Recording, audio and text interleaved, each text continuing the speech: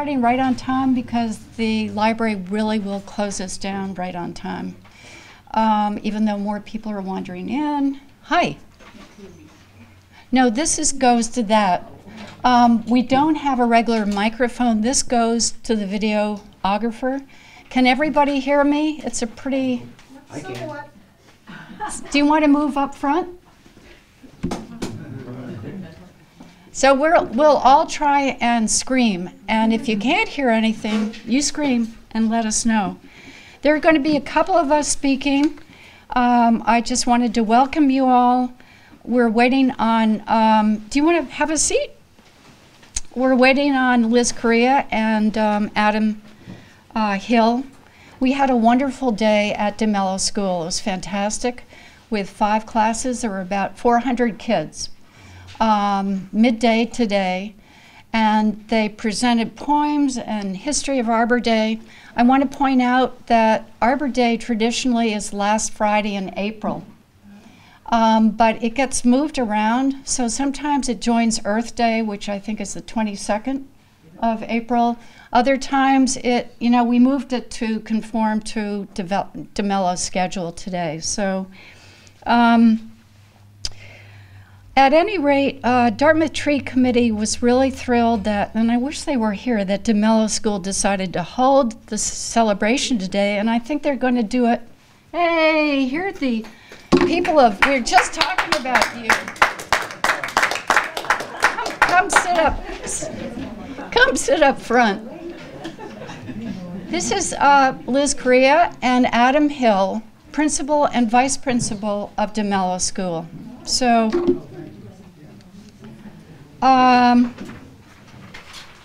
And so it included all 5 classes and also the planting of 3 beautiful trees on the north side of the school. There was a redbud, a swamp oak, a swamp white oak, and a tupelo. And so we really can't thank you enough, Adam and Liz, way back there. She's working her way up. And all the teachers who got involved with today's program. Major appreciation to Kyle Barry, who's not here, with Eversource. Kyle, Eversource is getting very involved with picking out trees, planting trees. I think it's because they're a little, what they've been doing with trees under lines and stuff like that, they're trying to make good. And they bought the trees for us, including 150 seedlings. So the 4th and 5th grades went outside to shovel in dirt around these 3 trees, and they all left with a seedling, 150 kids with seedlings. So, and instructions, we hope that many of them get into the ground. Great appreciation also to Sarah Letterman. She's the one who got this collaboration off the ground. Sarah. Sarah is going to be talking too. She's responsible for putting a pollinator garden in at DeMello. So you'll hear more from both Liz and Sarah.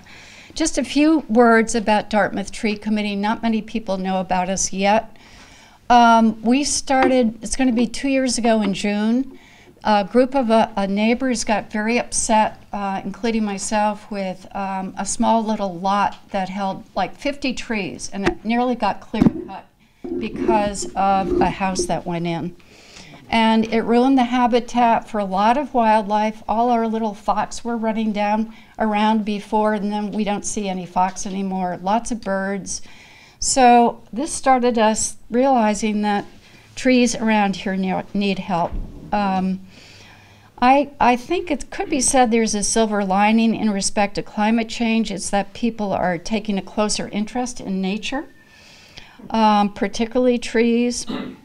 So we got off, as I say, 2 years ago. We actually were appointed officially by the town last November. What else I want to say? So here in Dartmouth, there's no doubt that the tree canopy is shrinking.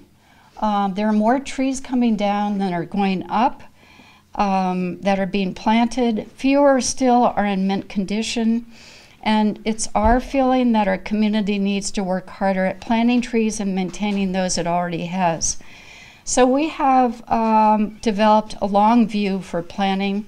It's to choose small pockets around town that are noticeably in need of trees, both street trees and setback trees, and revitalize these pockets one by one. This is going to take a long time to do, but last week we were awarded our first grant for this approach, and a grant made up of funds raised by New Bedford Earth Day 50th anniversary, which never took place because of COVID.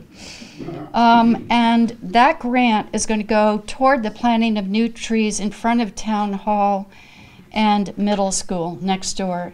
If you drive by those establishments, you'll notice their trees are really in tough shape.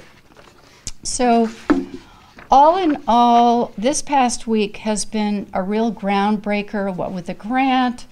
We've had various people come to us about planting trees in different places, but it's especially today, the 400 plus students, I knew I'd get emotional, at DeMello, who celebrated trees with poems and histories. It was really amazing. So let's hear from Principal Liz about her school's Arbor Day. Thank you. So I'll just stand up and say that I'm going to let Adam do the bulk of the talking because this has been his baby for the past few months in getting this organized. But we are always, I've been at DeMello School for 25 years, and we have always prided ourselves on connecting with the community and getting our kids involved. And I don't know that you remember us talking about this at the Y last year about how can we collaborate, how can we get the kids to learn and do and be part of the community and kind of heighten their awareness about the beautiful town that they live in and the beautiful world that they live in. And so it was really wonderful when we were able to connect and then take it a step further with Arbor Day. And I'm going to let Mr. Hill talk about all the work he did in getting this together and how much fun it was to work with everyone. Yeah, so I apologize. I didn't really plan a speech, but I think today, you know, and to Pam, Ann and Sarah, thank you so much just for, you know, just working with me and just kind of bringing some ideas that we could work with, and it was fun. So we started working with our 4th and 5th grade students, just sort of thinking.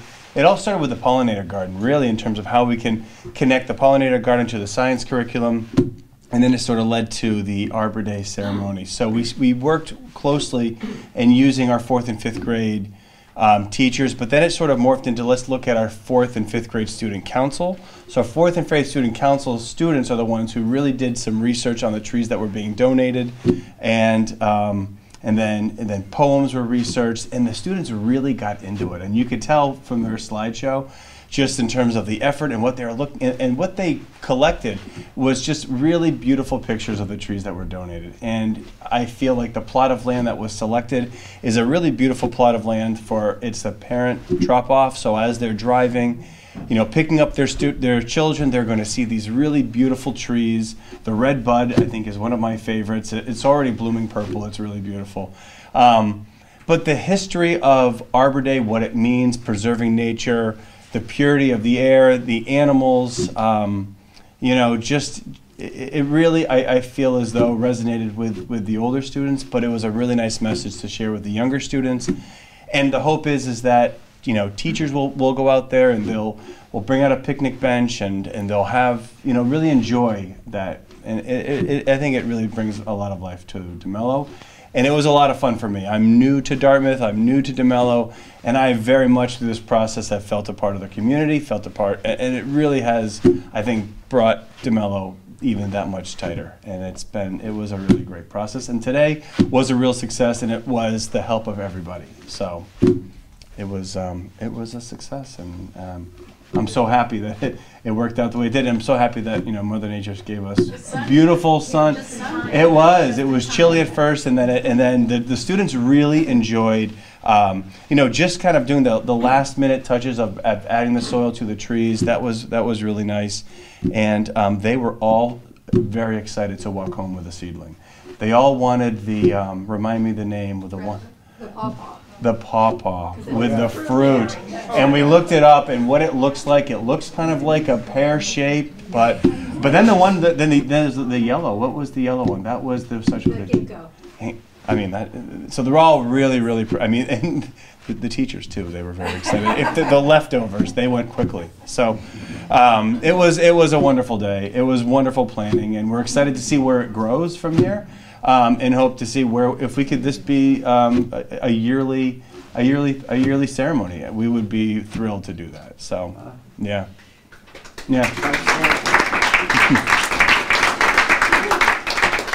Thank you so much for coming. Thank you, Adam. And speaking of yearly traditions, a year ago we were pretty much nowhere with Arbor Day. We started our first Arbor Day, and it was really, we were trying to mobilize the energy of Dartmouth students who happened to be on vacation camp at the Y.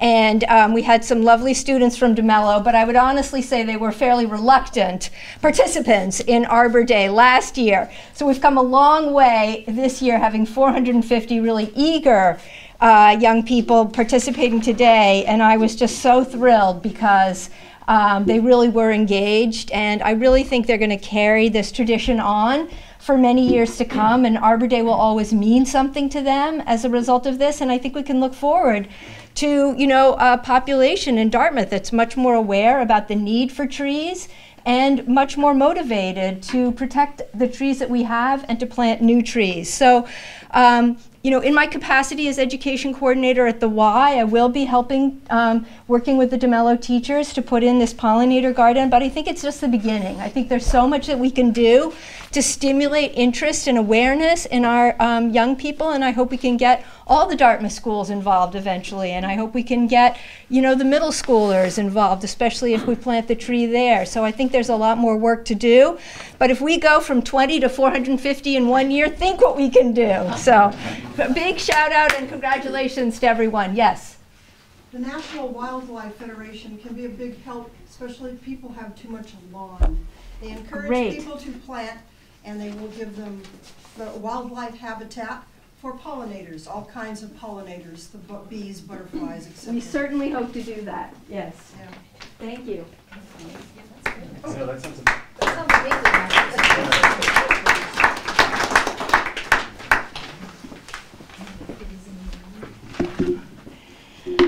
Hi everybody, thank you so much for coming tonight. We're excited to be talking trees with everybody. So you heard all about the wonderful celebration today at the DeMello School. And now I want to tell you about a new initiative that the Dartmouth Tree Committee is sponsoring. We're doing something that we call the Dartmouth Distinctive Trees Project. And to make this work, we need help from the community. And the idea here is, you know, we live in a town that has a lot of beautiful trees, you know, we should be highlighting them and celebrating them and appreciating them and learning about them. As Ann was saying, the problem is that we are losing trees faster than we're planting them. And our tree committee would hope to turn that around over time. But in any case, with the Dartmouth Distinctive Trees Project, we are asking people in the community to identify trees that they think are really special or exceptional in some way, and to nominate those trees for our project here. And what we'll do is, as we get the nominations in, we'll take a look at them and we'll determine which ones are really noteworthy, and we will recognize them, give them some publicity, put a plaque on the tree, award a certificate to the owner, and compile a list that we can keep online, and people then in the community can see it and go see the trees. So how do we do this? How do we do the nominations? Well, we're asking people to take a look around town, look in your own yard, but also street trees, park trees, your neighbor's trees, whatever, and identify trees that you think are exceptional. Now, that can be a tree that's very old, very tall, very beautiful, perhaps it's something very rare, or it has an interesting history. Any of those things, or some combination of those things. And then you can submit your nomination online. The Dartmouth Tree Committee now has a new corner of the town website. And so if you just Google Dartmouth Tree, it's the first listing you'll get on Google. Or you can go to the town website. And if you find our page, you go to the bottom of the page, there's actually a line there that says Dartmouth's distinctive tree form. So I would say the way to start with this is take a look at that form, see what information you'd be required to submit. Look around, find a tree or two that you think you want to nominate, and then fill out the form and send it in to us. It's really pretty easy. You don't have to supply a lot of information. It's the usual contact information, you know, your name and address and so forth. And then, excuse me, what kind of tree it is, the common name, the Latin name. We ask you to do a few measurements, estimate the height of the tree. That's a little challenging, but you can estimate it. Take the circumference of the tree, some other measurements like that, and you input all this information. Take a few pictures of the tree, ideally in different seasons, and you can attach the photos to the nomination form and send it in to us. So what we'll do is we're accepting the nominations on an ongoing basis, but we have a cutoff this summer of, we're going to say August 1st. And all the nominations that we get by then, we'll review those, we'll decide which ones should be on our list of noteworthy trees, and we'll announce those at our September tree walk that we'll sponsor. So that's the plan.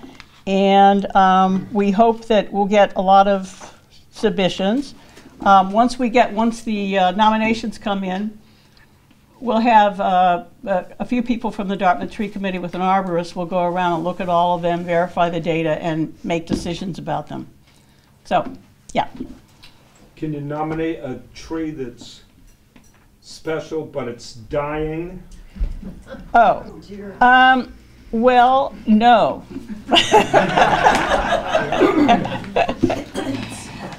You can tell us about it. We'd be interested in knowing about it. But actually, one of the requirements is that the tree should be in fairly good condition and have room to grow. So, yes. Do you think we should get permission? I'm thinking of a Yes. tree, but it's in someone's yard. Yes, so. yes. Very good point.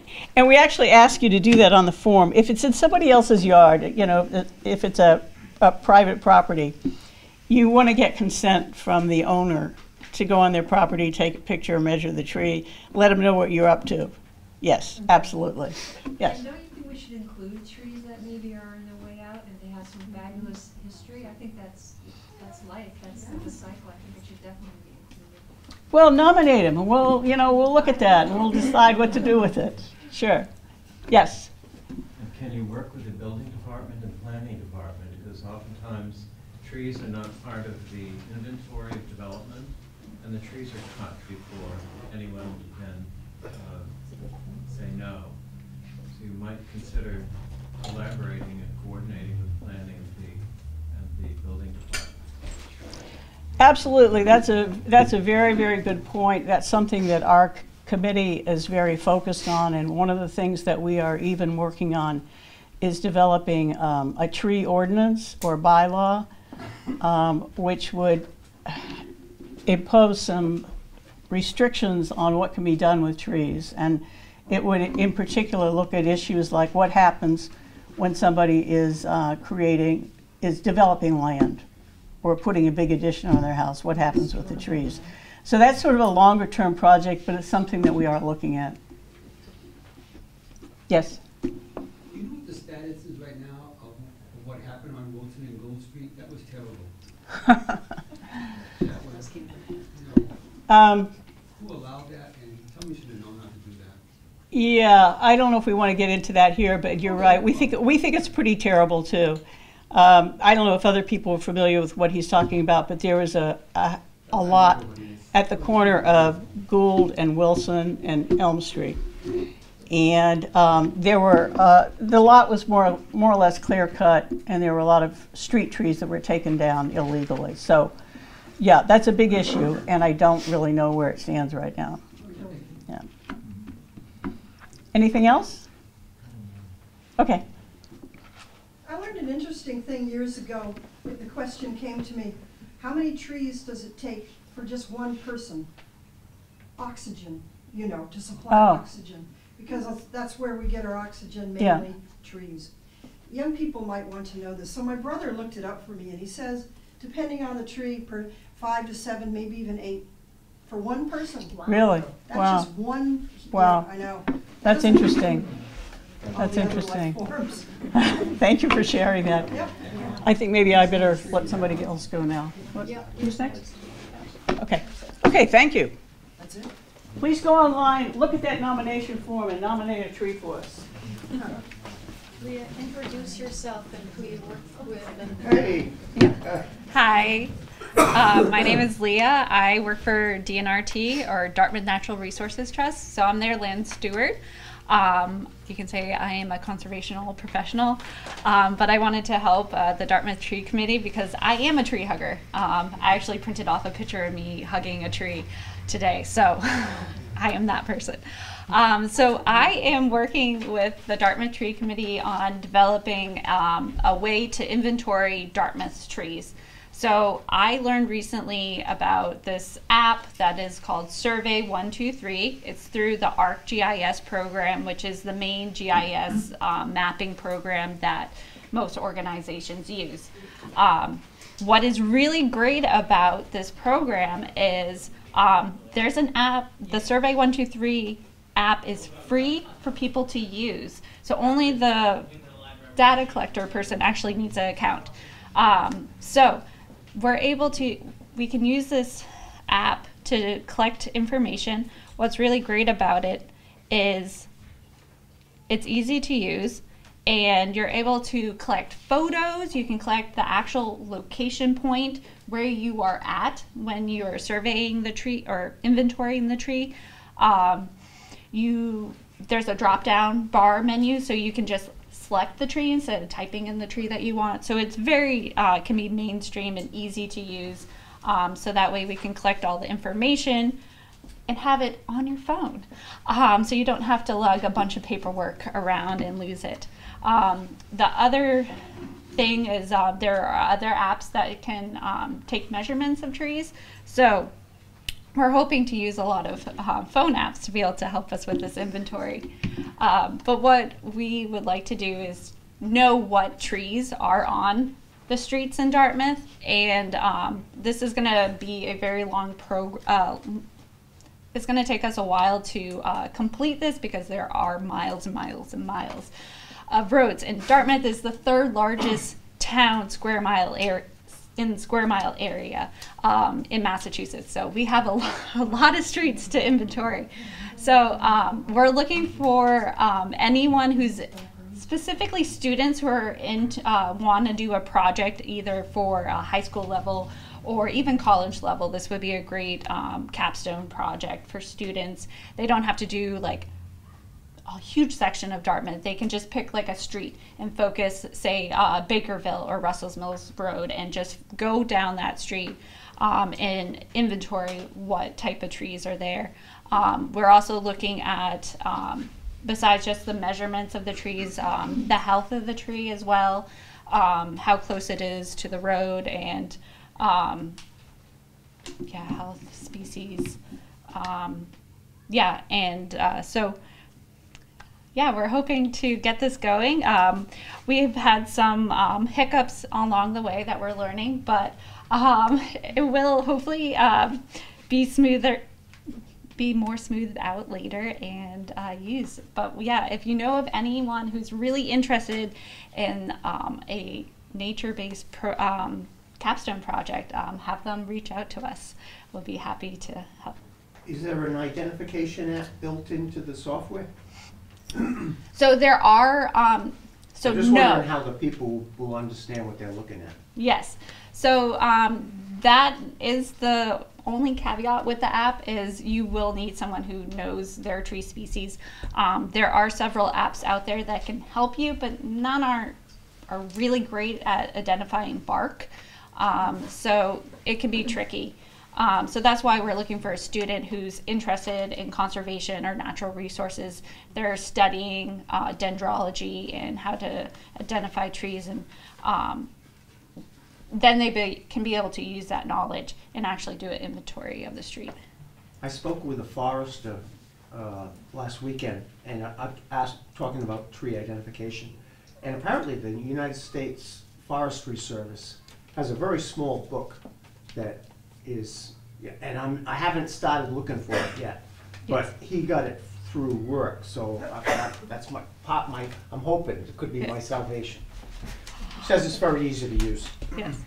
There are lots of good guidebooks as well, and I have some, and then DNRT also has some, and I'm sure the library has a bunch as well, that we can also bring out into the field with us to identify the trees. Because for those of you who don't know, a lot of us conservation people actually use field guides. We may know a lot of our species, but we do use field guides a lot to help us identify. So you don't have to be like an expert at something. You can just have that base knowledge and know how to use the field guide and be able to do this program. Leah, give the name of the app that you're using, and you Yes. might, it's sort of interesting how you found out about it. Yeah, so the app again is Survey 123, and it's with ArcGIS. And how I found out about it is last winter, the Friends of the Blue Hills started this initiative because there was a lot of dog poop on the trails. So they worked with this organization called EWA, which is Earthwise Aware, and they're based in the Middlesex Fells Reservation. That's where they are working on.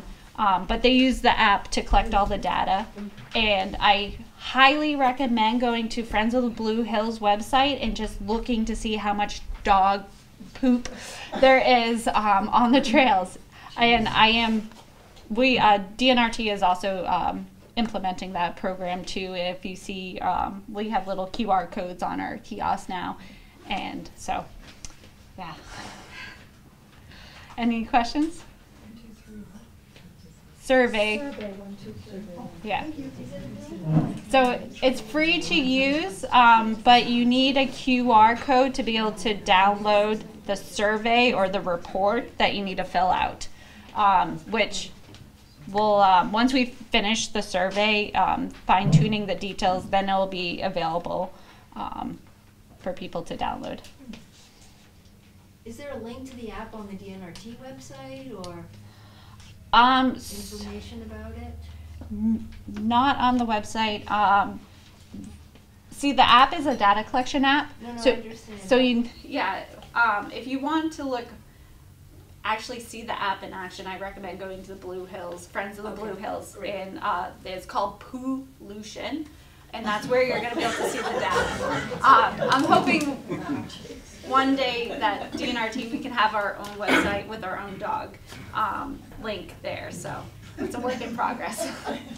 This is obviously something that's going to take a really long time to do. We're thinking of making a real citizen science to do this inventory. Some towns and cities pay a lot for this, but Leah is located as a free app, but the data still has to be stored at DNRT. So it's going to take us a couple of years, but Leah's beginning it, and it's very exciting. Yeah. Okay, thank you.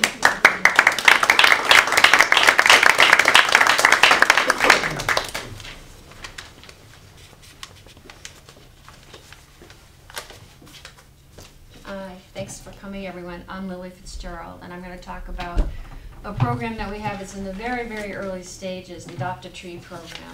And our plan for this is to help all these trees that the Dartmouth Tree Committee are going to be planting.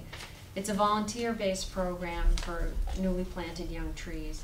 The volunteer who adopts the tree would be responsible for the care of that tree, just like you would adopt a puppy or a kitten.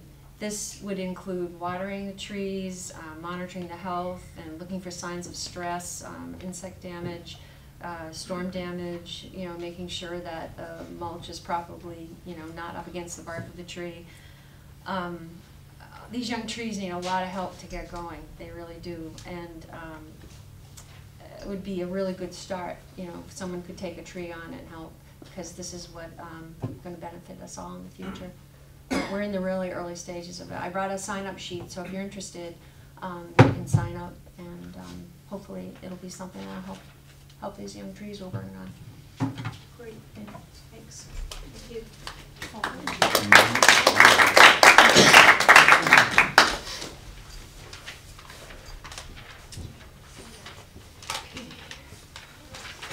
Good evening, everybody. I'm Ruth Furman, and I am a member of the Dartmouth Tree Committee, and I'm also a horticulturist.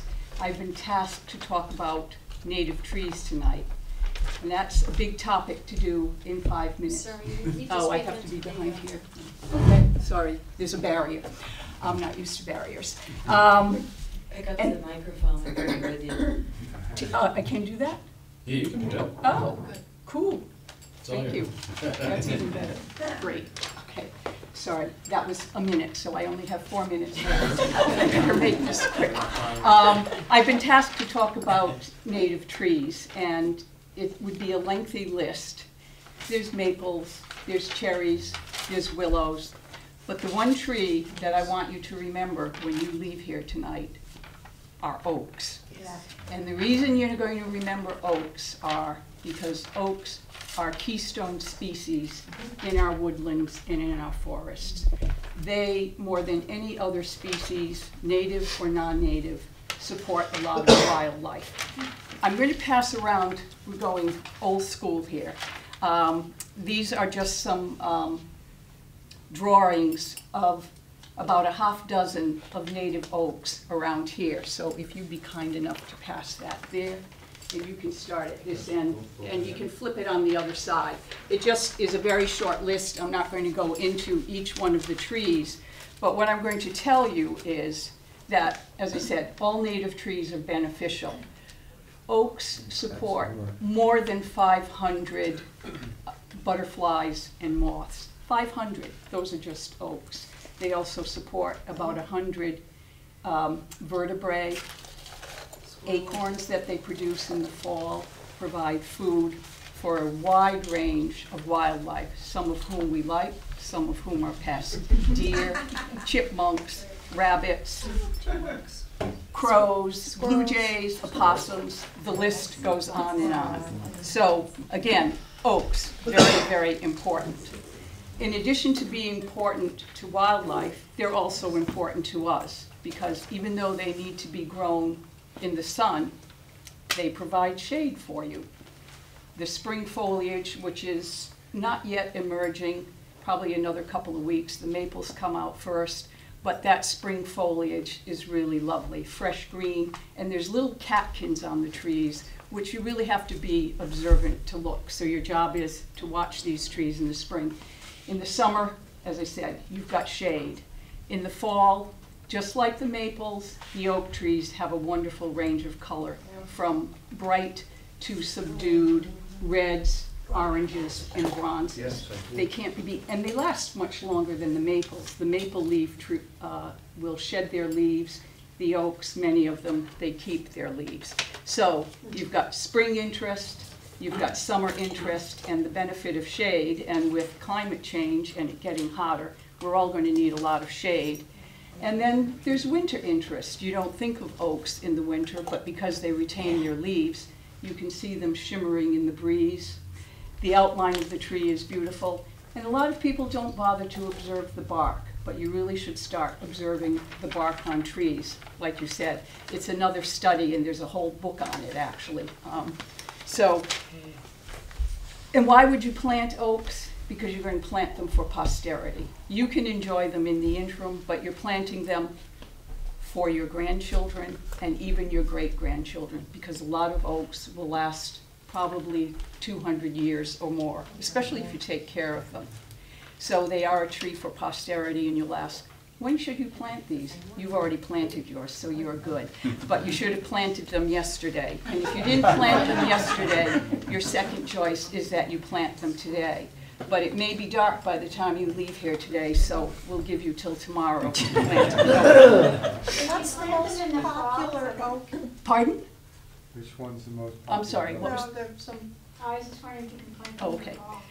And in addition, there are probably oaks for every site. Some will take moisture, some will take dry. And contrary to popular opinion, they're not really that slow growing. Some are a little bit faster than others. Pin oaks, for instance, are really fast growing. They'll grow 2 foot or more a year. Red oaks are a tad slower, and then the white oaks, which happen to be my favorite, but I probably shouldn't be prejudiced. Those, but they're worth the wait. Those probably will grow 1 foot a year. So there really is a great variety. And I'm going to task you with one other thing when you leave here. You're going to go out and hopefully, if you have some oaks in your backyard, if you don't have them in your backyard, maybe a neighbor has them, or you've got them in the woodland, I want you to observe them over the next year and seasons and find out what the attributes are and see if you can identify them. If you can't find an oak, then find another tree. Figure out what it is, ask your neighbor or something, and just do some research and find out some facts. And then I want you to say thank you to those trees every day, because we should thank trees, as that lady had said before. We exhale carbon dioxide, and the trees in exchange give us oxygen. So where would we be without them? So oaks are the way to go. Thank you. And if you have any questions, White oaks provide a host plant for a great deal all of the oaks are host plants to a broad range, as I said, for butterflies and moths, for all sorts of insects, and the birds feed on the insects. So we're really all interconnected here. They're really important. I feed the trees in our neighborhood, especially the one we planted just a short while ago, a few years ago, in front of our house, like on the sidewalk. The thing is almost as That's the second floor. I feed in the form of composting. I excess, like leftover juice or something, on it goes to the tree, all kinds of stuff. And we put down food for the birds, and some of that gets into the soil, so the trees grow really well.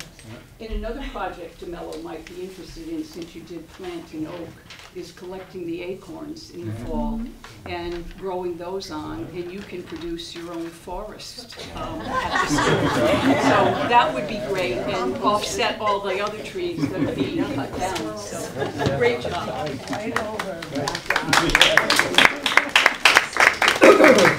So, speaking of trees, this is a star magnolia, and so one of the first trees that you see, it looks like stars glittering in the woods in early spring. This is a star magnolia, and this tree is being raffled off today, guys. One of you is going to get this tree. So have a new and different way of doing a raffle. It's going to be whoever birthday sitting here is closest to Arbor Day, which this year was the 28th of April. Are there any, who is close to April 28th? We can go on either side of that. Okay. May, any May birthdays? You're April. I'm March. Oh, March, sorry. Yeah. May 9th. May 9th. And what's yours? May 18th. Any close? May 17th. May 7th? Yeah, really? Oh, you? Diane? Really? No, April, let's go back to April. Anyone close? Late March. Yeah, that's far away. What? No, that's June. No, really, what? Not me, no, somebody else. Oh, April 7th. How about March? No, No, we're May but 7th is closest to the 28th of April. I think this woman in the back, come on up. May 7th. Oh, you would be close. This is Diane Raphael.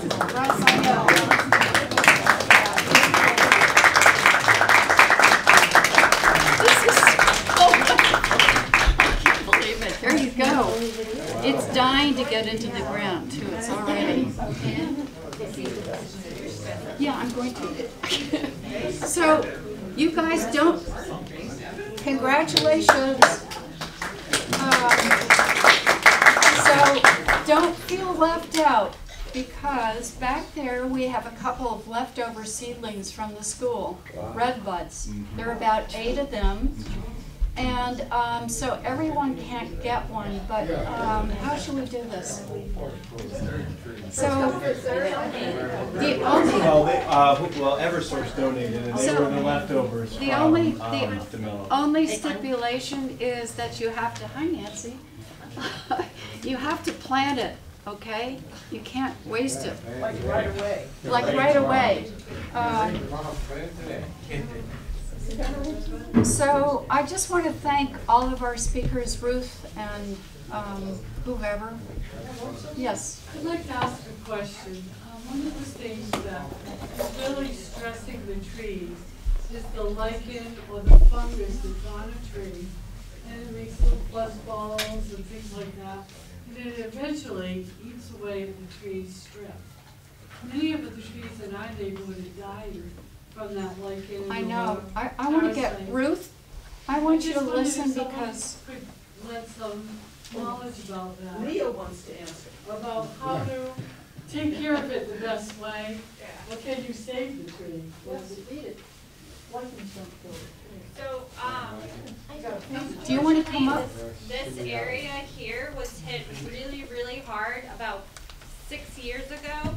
For a couple of years, we had spongy winter moth defoliation. So the moths took and ate all the leaves of our oak trees. So that was a major stressor for the trees. They weren't able to get the food that they needed. Then we also had a drought. So we had several summers of drought too. So they weren't getting water and they weren't getting food. So that's why all our oak trees especially have been under immense stress, which allows lichens and fungi and insects to be able to invade the trees because their immune system is weak. So imagine yourself hungry and thirsty. You're not going to be able to fight the bug or the flu. So that's why. So it's not the lichen or the fungi that's killing the trees. The trees were already stressed and unfortunately very sick. So. Is there anything you can do to help along if the tree is partially affected? Watering and feeding it. Yeah. Thank you. So we do have quite a few knowledgeable people here. What other questions might all of you have?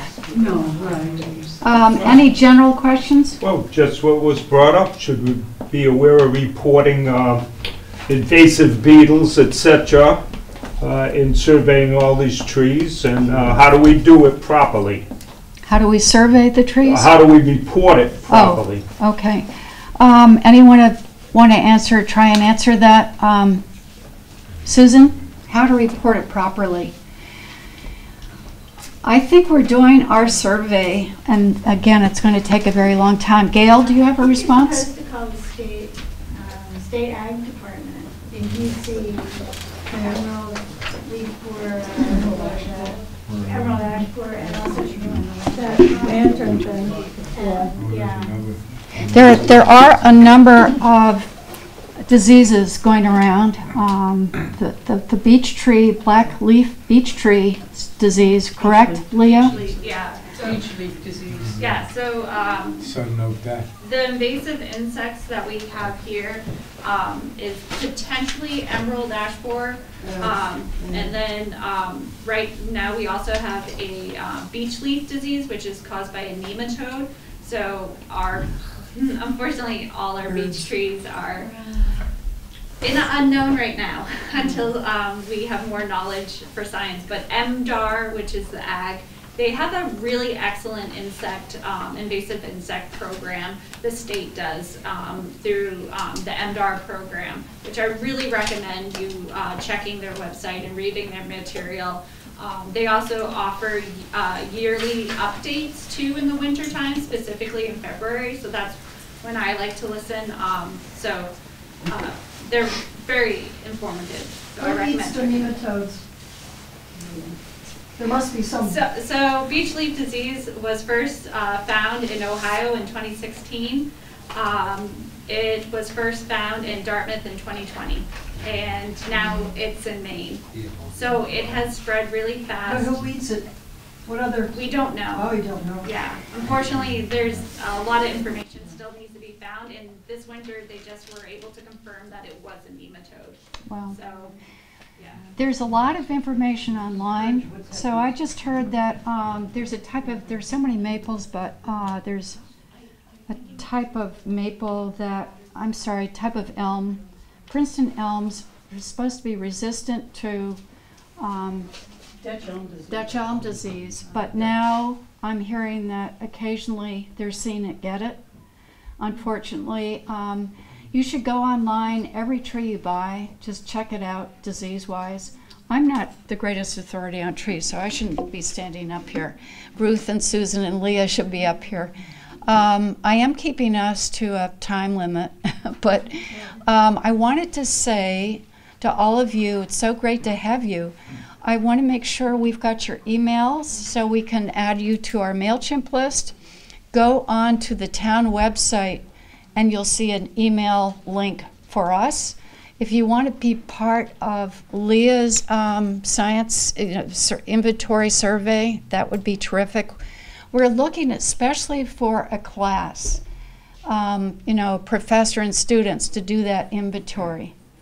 Again, it's going to take years, but if we just do street trees, we can start filling it in street by street. So we're looking for volunteers for lots of things. Please let us know if you want to volunteer. Any other questions? Yes. I just wanted to mention that in New Bedford, we've been doing the tree inventory. And what's interesting is that many of the trees in some of the former estate locations date back to the 18th century. And what I would recommend is that when you're doing your inventory of trees, is that you get the caliper divided by pi, 3.14, you get the diameter, and then multiply it times the growth rate, so for sugar maple, that's times 5. And that will give you the age of the tree, and that will add another dimension to your inventory, because it will add to the history of it. What's your name? Into the architecture. What's your name, Mr. Volunteer? Joseph Inglesby. Okay. Where do we find out the growth rate? Purdue University as a listing, partial listing. So we'll get you started. It's a great idea. Thank you.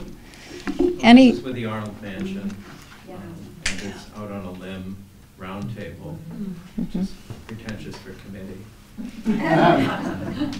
But they've got some beautiful trees there. All right. Anything else? Meeting adjourned. And just want to thank DeMello again. Thank you so much. Thank you.